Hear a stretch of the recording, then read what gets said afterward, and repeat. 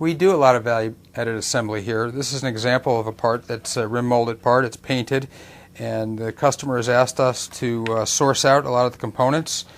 Some sheet metal that's anodized, solenoid, wire harness assembly, switches, some custom machined aluminum that goes inside, insulation, and of course all the hardware to put it together. And this allows the customer to take the part out of the box and drop it right on their rack. Makes their assembly a lot easier. The other benefit to the customer is that they're not ordering all the parts, they're not receiving all the parts, they're not inspecting all the components. They give us one higher level part number, and we take care of all the details for them. This is another example of some value-added assembly that is done to a rim-molded part.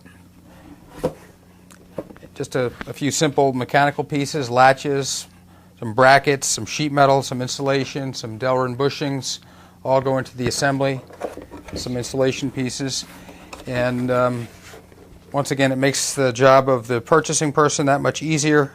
At the customer's location, he's ordering one part instead of maybe 20 parts. Of course, the associated receiving and inspection and assembly work is also something they don't have to worry about. When it's completed, it looks something just like this.